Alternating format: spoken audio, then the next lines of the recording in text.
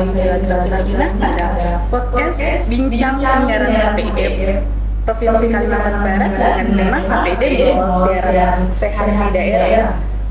FYI nih, sahabat penyiaran ini merupakan podcast kedua KPID setelah di bulan Oktober tahun lalu bersama komisioner KPID Pusat, yaitu Ibu Mas Susanti dan Bapak Aswan Hasan. Nah, saat ini yang sedang berada di dekat saya ini merupakan narasumber kita pada hari ini dan juga merupakan komisioner KPID Provinsi Kalimantan Barat bidang pengawasan isi siaran. Di sebelah kanan saya ada Pak Win Ahmad, atau biasa kita sapa dengan Pak Win. Halo Pak Win, bagaimana kabarnya hari ini? Baik, luar biasa. Luar biasa ya, semangatnya sekali ya Pak. Sebelah kiri saya gimana? Luar biasa saya. Baik, saya juga senang nih karena bisa menemani sahabat penyiaran dan podcast kita pada hari ini. Nah, Pak, tentunya nih dari masyarakat atau sahabat penyiaran pasti tahu kalau KPID ini merupakan lembaga negara, di mana setiap lembaga negara itu pasti mempunyai tugas dan wewenang sendiri. Nah, Pak Win tentang tugas dan wewenang dari KPID itu sendiri. Ya, jadi kalau bicara tugas dan wewenang Komisi Penyiaran itu ya, sebenarnya dalam undang-undang udah diatur gitu. Jadi cuma kalau kita berbicara secara umum aja, jadi dalam arti luas bahwa tugas fungsi daripada Komisi Penyiaran itu sendiri, pertama misalnya dia menetapkan pedoman perilaku siaran, kemudian standar program siaran. Nah, itu menjadi tugas mereka untuk menetapkan itu. Nah, kemudian dalam perjalanannya apa yang sudah ditetapkan itu fungsi pengawasan juga, artinya Komisi Penyiaran juga bertugas untuk mengawasi gitu. Jadi apa yang sudah ditetapkan itu diawasi bagaimana pelaksanaannya, apakah nanti lembaga-lembaga penyiaran yang ada itu memang melaksanakan pedoman perilaku penyiaran, standar program siaran yang memang sudah ditetapkan oleh Komisi Penyiaran gitu.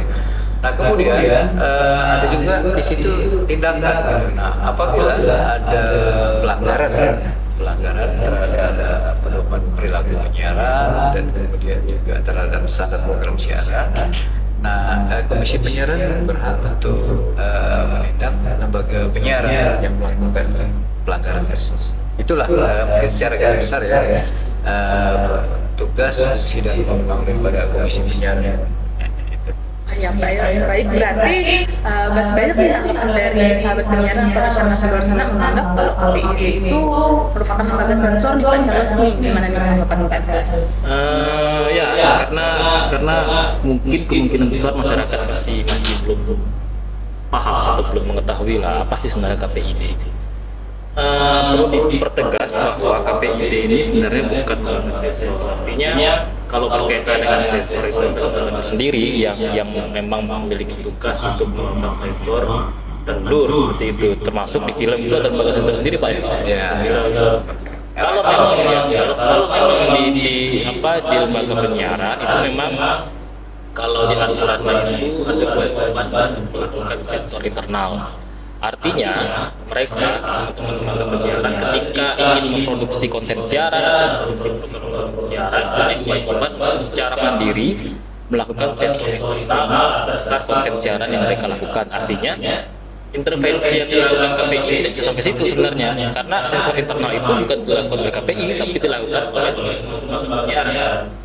Intervensi yang dilakukan KPI serta KPID adalah ketika siaran itu setelah tayang, maupun itu bisa itu di TV atau di radio. Nah, di situ intervensinya bisa dilakukan. Artinya ya bahwa kalau masalah atau masalah sensor itu bukan kewenangan dari KPI maupun KPID seperti itu kalau masalah sensor.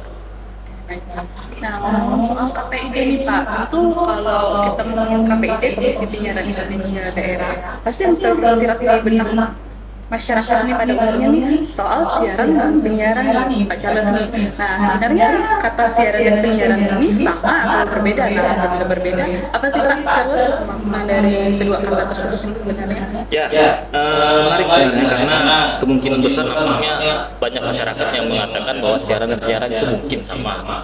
Tapi sebenarnya ini berbeda, saling saling berkaitan sebenarnya, karena kalau berdasarkan Undang-Undang 32 tahun 2002, kalau siaran itu sebenarnya diartikan sebagai pesan atau rangkaian pesan yang memuat tentang informasi publik yang bisa saja berbentuk suara, bahkan suara dan gambar seperti itu yang bisa diakses oleh seluruh masyarakat menggunakan perangkat televisi. Sedangkan penyiaran itu lebih kepada kegiatan pemancaraan siaran, artinya kegiatan pemancaraan informasi publik tadi, ya membentuk pesan atau rangkaian pesan dengan memanfaatkan gelombang frekuensi radio yang ditangkap secara serentak dan bersamaan oleh seluruh masyarakat dengan memanfaatkan perangkat penerima siaran. Nah, itu jelas di pengertian itu jelas, karena kalau siaran itu pesan atau rangkaian pesan, sedangkan penyiaran itu kegiatan pemancar luasan tadi, pemancar luasan informasi publik berupa pesan rangkaian pesan dengan memanfaatkan gelombang frekuensi radio. Nah, perlu diperjelas bahwa gelombang frekuensi radio ini sendiri sebenarnya milik negara, artinya tidak semua lembaga penyiaran ketika ingin untuk misalkan untuk lembaga penyiaran radio mereka segampang itu mendapatkan gelombang, karena untuk memperoleh gelombang frekuensi radio itu sudah ada lembaga khusus tersendiri yang hak memberikan frekuensi radio itu adalah lembaga sendiri. Itu sih. Ya baik Pak, mungkin dari Bapak ada pengertian lain lah untuk siaran dan penyiaran. Ya, sebenarnya pada prinsipnya sama ya. Cuma mungkin dalam apa namanya? Jadi kan kalau siaran itu tadi seperti yang sudah dikatakan bahwa itu merupakan pesan atau rangkaian pesan gitu. Nah, jadi selain dia dalam bentuk suara atau gambar, itu biasanya juga apa namanya? Berbentuk grafis atau juga punya karakter gitu. Nah, ada karakternya. Jadi baik dia yang bersifat interaktif ataupun tidak. Nah, jadi memang itu siaran. Nah, kemudian kalau kita bicara penyiaran, sebenarnya itu adalah rangkaian penyebarluasan dari siaran. Nah, jadi kalau siaran itu tadi rangkaian pesan, nah ketika bicara penyiaran itu adalah penyebarluasan. Nah, jadi penyebarluasan daripada siaran itu sendiri ya. Nah, proses penyebaran penyebarluasan siaran itu, nah biasanya menggunakan sarana pemancar atau sarana transmisi. Nah, seperti yang sudah dikatakan juga tadi bahwa itu menggunakan spektrum frekuensi radio. Nah, frekuensi radio ini memang dalam bentuk gelombang elektromagnetik. Nah, itu. Jadi gelombang elektromagnetik ini adalah gelombang yang bisa merambat itu melalui udara. Jadi dipancarkan melalui udara, bisa juga kabel ya, melalui kabel atau juga media-media lain itu yang memang itu dapat diterima secara serentak. Nah, kemudian kalau kita bicara tentang penyiaran itu ya, sebenarnya itu meliputi. Jadi kalau kita bicara tadi penyiaran seperti yang dikatakan oleh Charles tadi bahwa spektrum frekuensi itu punya negara. Nah, jadi kalau kita bicara tentang penyiaran itu sebenarnya ada 5 unsur. 5 unsur. Jadi itu tadi seperti dikatakan, pertama dia harus ada spektrum frekuensi radio. Jadi ada spektrum frekuensinya.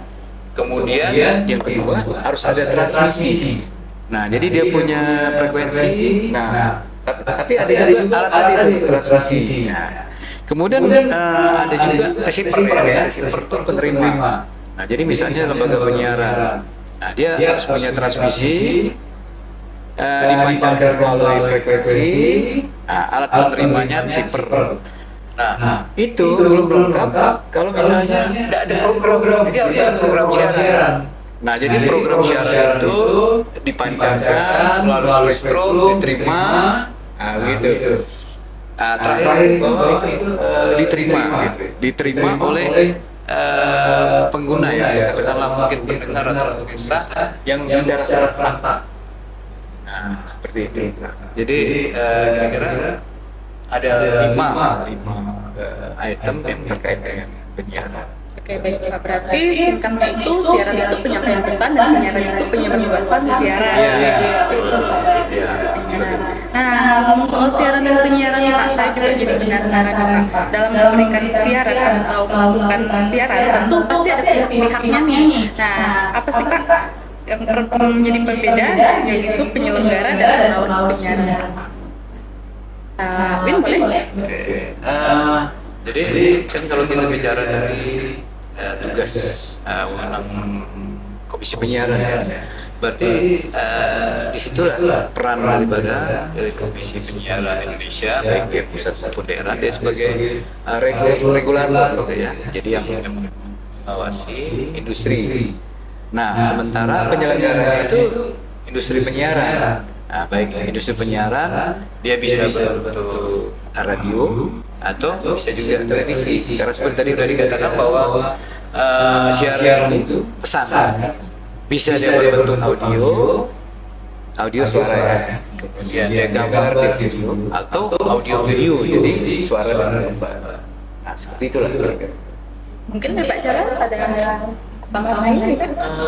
Ya kalau masalah beda dan tidak beda sebenarnya jelas berbeda, karena kalau jasa penyiaran itu kan sebenarnya kalau di Undang-Undang Nomor 32 itu hanya menyebutkan televisi dan radio, hanya dua itu kayak gitu. Tidak tahu nanti misalkan mungkin ada revisi undang-undang baru kan ya berkaitan dengan media-media baru, karena sekarang ada masalah media-media baru YouTube dan yang lain. Tapi sementara memang jasa penyiaran itu kalau berdasarkan Undang-Undang 32 itu hanya televisi dan radio.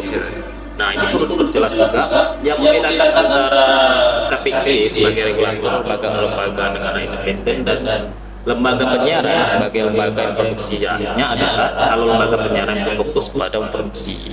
Artinya mereka juga yang membuat konten, produksi konten, bahkan sampai melakukan distribusi konten. Sedangkan KPID lebih kepada regulator, di situ bisa juga berkaitan dengan pengawasan, kemudian sanksi, juga bisa berkaitan dengan bagaimana nanti lembaga PID ini untuk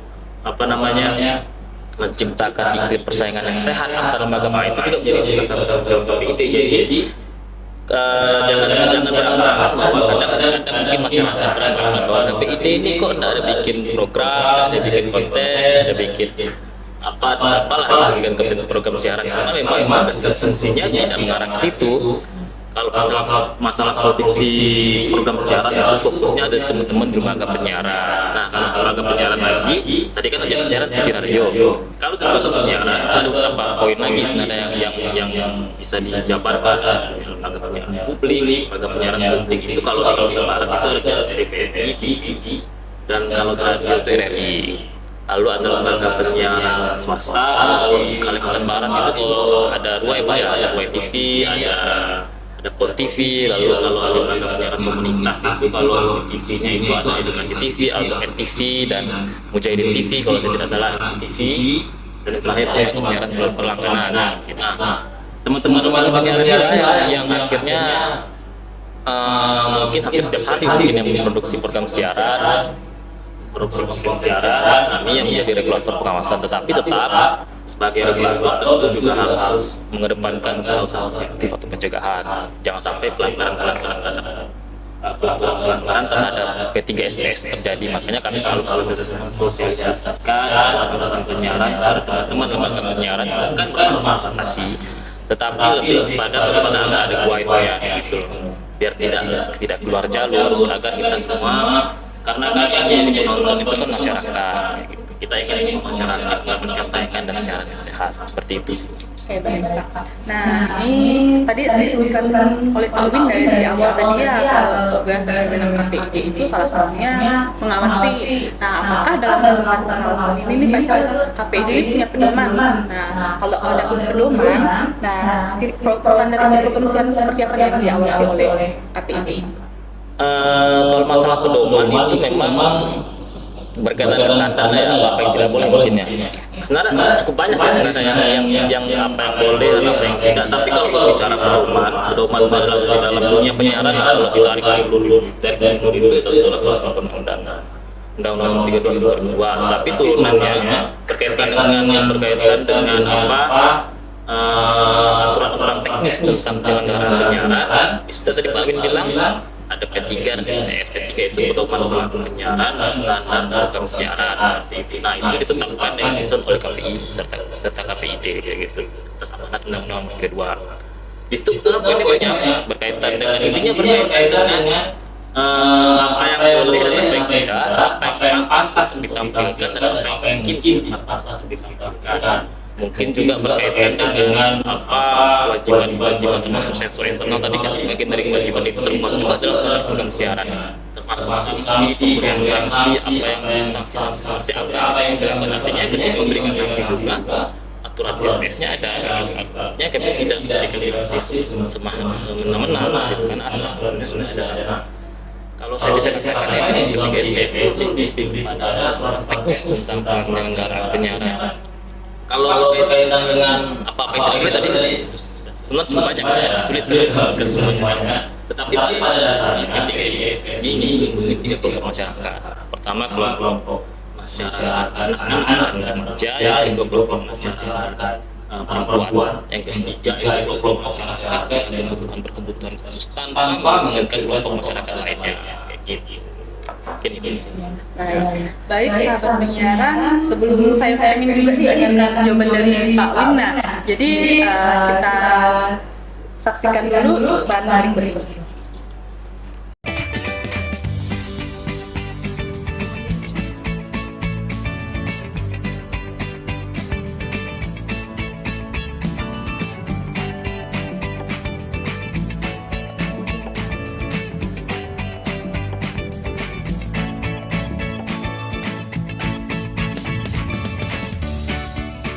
Gimana? Bersih dan jernih kan siarannya? Jangan khawatir, semua ini gratis. Tidak perlu beli kuota internet dan nggak perlu biaya berlangganan. Bagi kamu yang masih menggunakan TV analog, cukup dengan satu langkah mudah. Untuk televisi yang sudah siap digital, cukup scan ulang siaran TV kamu untuk menangkap siaran TV digital. Banyak pilihan programnya, bersih gambarnya, jernih suaranya, dan canggih teknologinya. Ayo, kita beralih ke siaran televisi digital.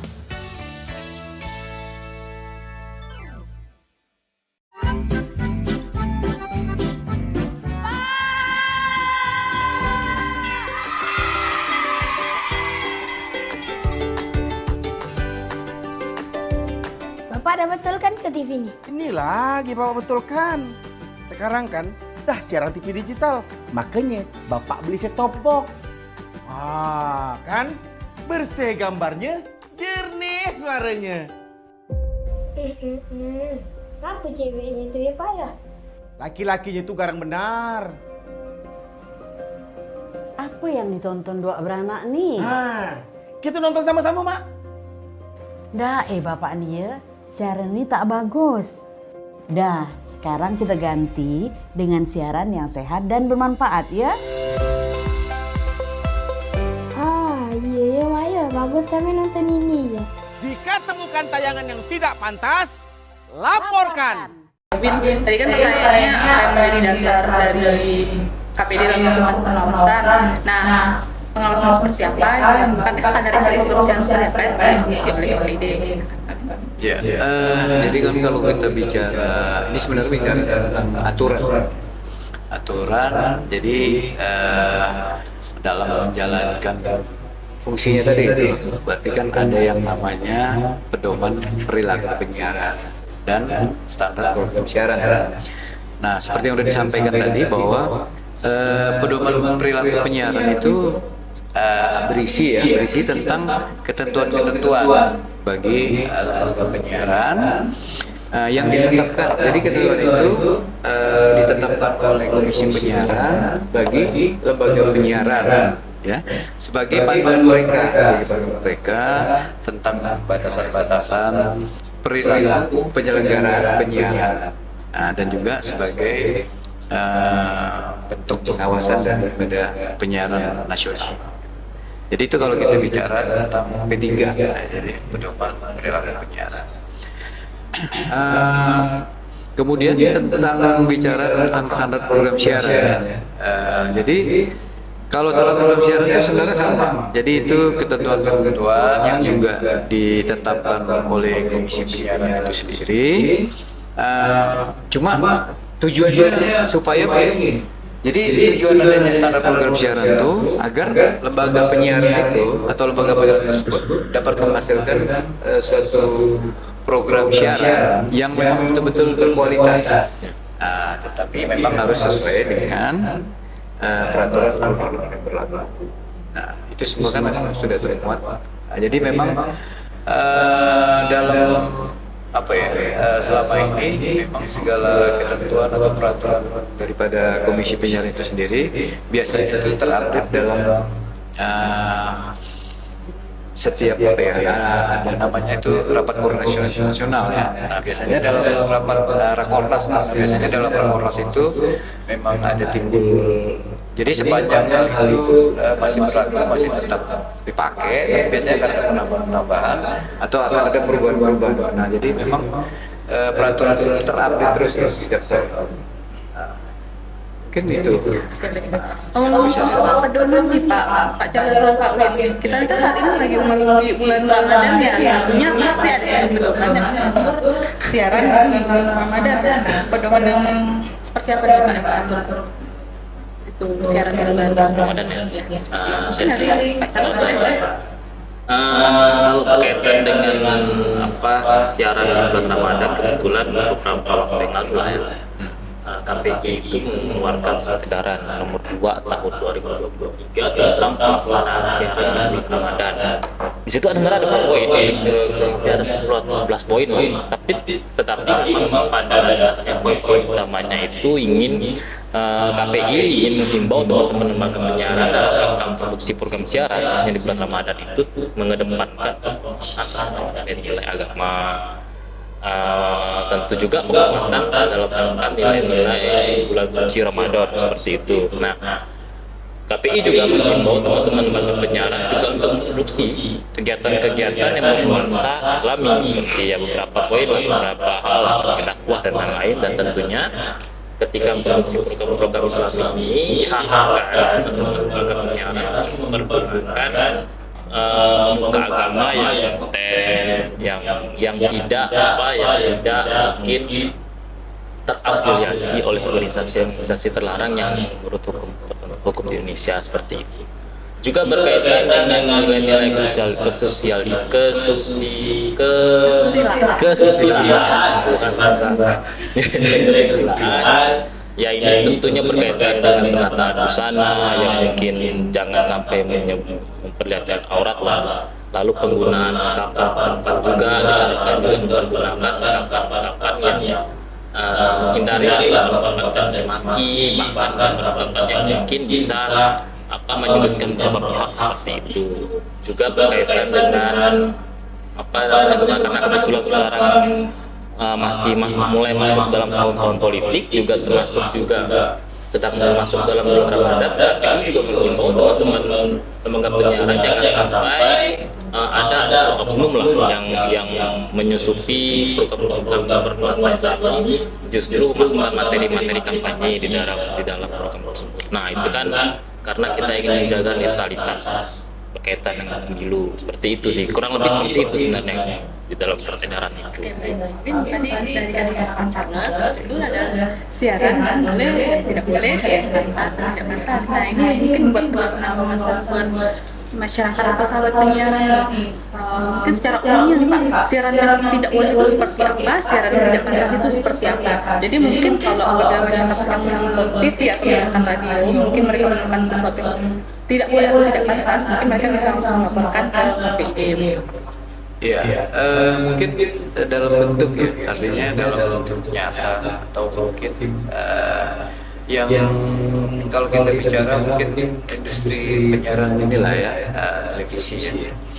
Kalau di situ kan memang jelas kelihatan. Jadi memang diharapkan seperti yang dikatakan Bro Charles tadi, hal yang pantas dan tidak pantas ya. Artinya begini. Nah, ketika ini kan sekarang bulan puasa. Nah, janganlah misalnya ada acara yang misalnya menimbulkan makan-makan misalnya gitu, atau ada menu makanan lagi. Nah, sementara kan orang puasa nanti kalau dia nonton di sini puasa jadi itu salah satu contoh ya. Jadi janganlah misalnya membuat konten acara yang ada makanannya itu. Nah, kemudian juga itu tadi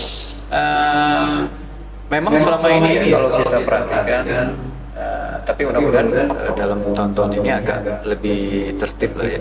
Nah, biasanya itu kan kalau menjelang sahur atau menjelang berbuka, nah biasanya tuh orang lebih menampilkan misalnya yang humor-humornya, yang lama-lama aja gitu kan.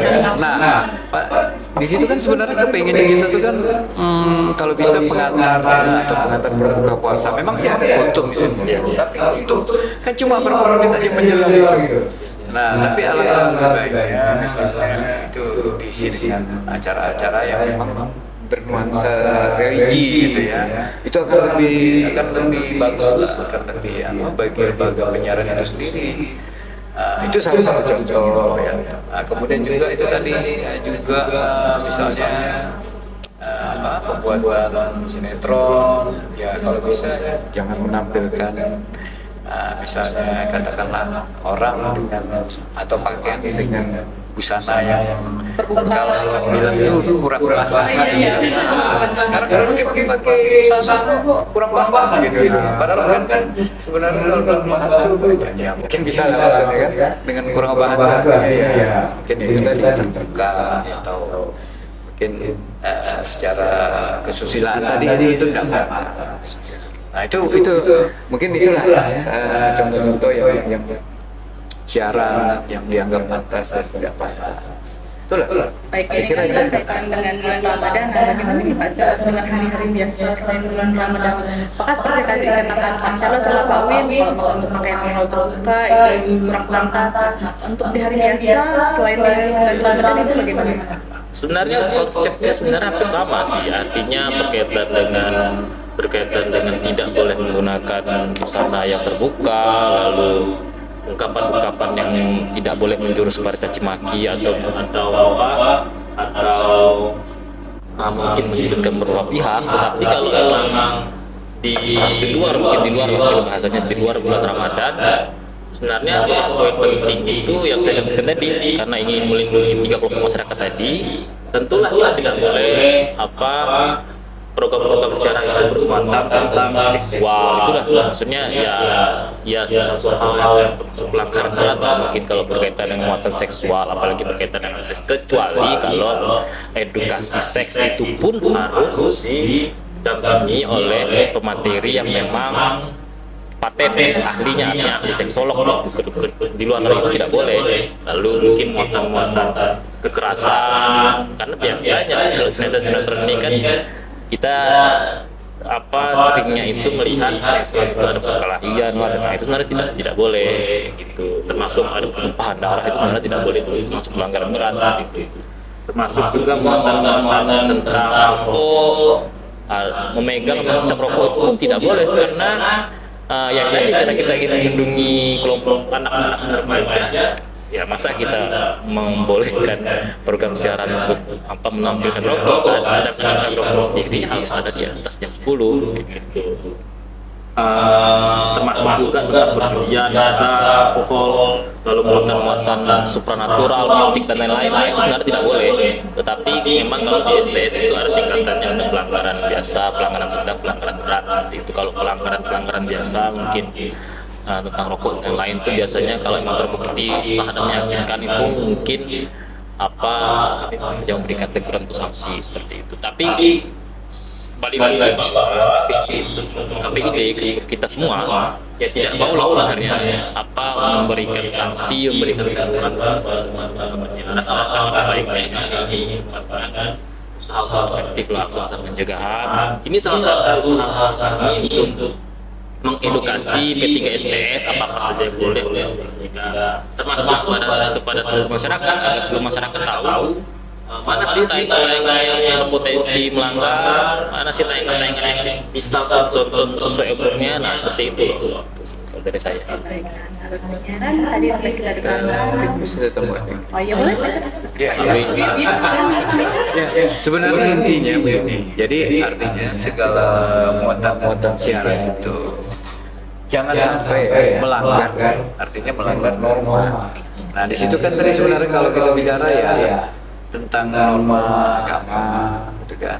Kemudian ada norma kesusilaan, norma kesopanan, segala macam. Nah artinya itulah jangan sampai jadi kita harapkan memang lembaga penyiaran dalam katakanlah dalam menyiarkan satu acara, artinya dia menyiarkan tuh bisa saja itu produksi orang lain, jadi dia cuma menyiarkan atau relay ataupun apa namanya dia produksi sendiri. Nah tetap dia harus memperhatikan norma-norma tersebut. Nah jangan sampai terjadi pelanggaran terhadap P3SPS itu tadi. Nah begitu kan. Ya mungkin ya aku bisa pakai Pak Wil. Oke, baik. Terima kasih Pak Bin, Pak Les yang sudah bersedia mendengarkan seperti ini, yang bisa dapat menambah wawasan dan pengetahuan baru nih untuk sahabat penyiaran. Nah, sebelum kita tutup podcast kita pada hari ini, mungkin boleh kita sampaikan pesan-pesan nih mungkin dari Pak Charles, boleh sampaikan pesan-pesannya. Ya. Kalau saya sih ya mungkin pesan-pesan mungkin kepada masyarakat, artinya saya ingin menyampaikan kepada masyarakat di Kalimantan Barat,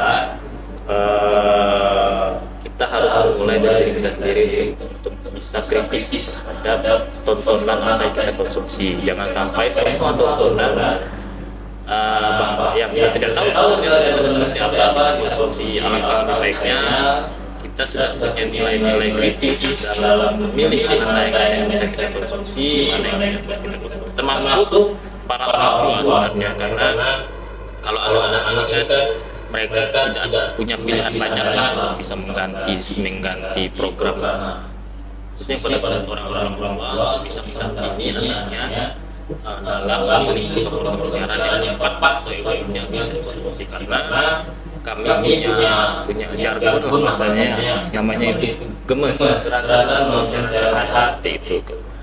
Kami ingin seluruh masyarakat itu menjadi penonton cerdas. Ketika sudah menjadi penonton cerdas, juga masyarakat aktif ketika menemukan tontonan yang mungkin terindikasi melakukan pelanggaran boleh dilakukan di Kalimantan Barat. Karena saluran-salurannya sudah banyak, bisa media sosial, seperti di Instagram, Facebook, dan lain, bisa WhatsApp, tapi paling simpel sih media sosial sih. Bisa dicek di nanti pasti akan kami tindak lanjuti masyarakat tersebut, karena itu bagian dari kewajiban KPID. Itu sih kalau dari saya. Pak Bin, boleh pesannya untuk sahabat penyiaran kita?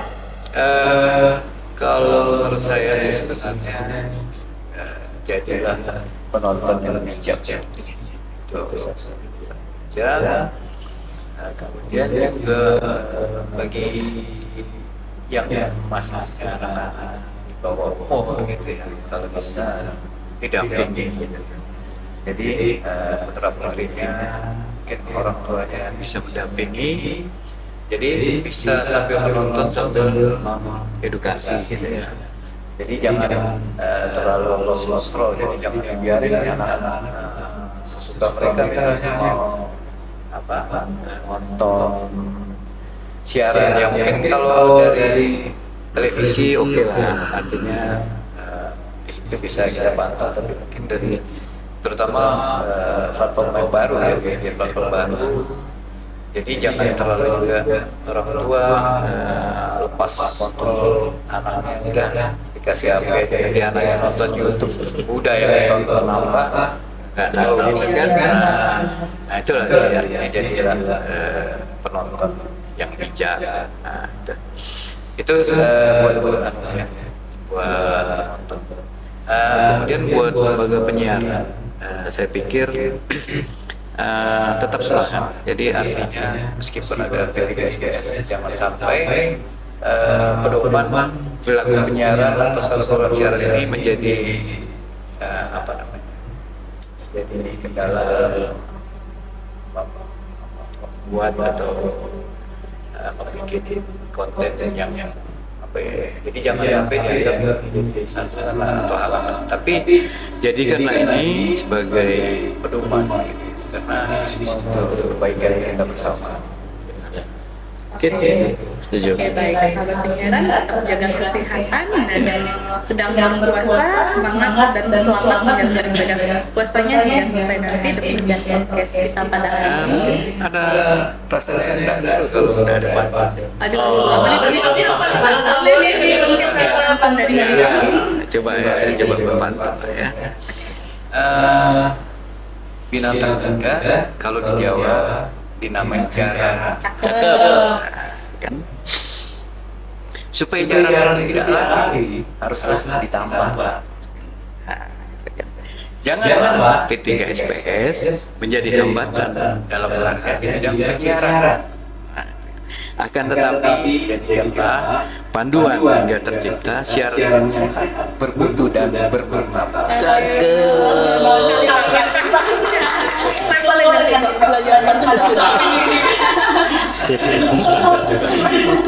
Oke, baik. Demikian yang podcast pada hari ini. Saya Gila Regina, pamit undur diri dan sampai jumpa pada podcast selanjutnya.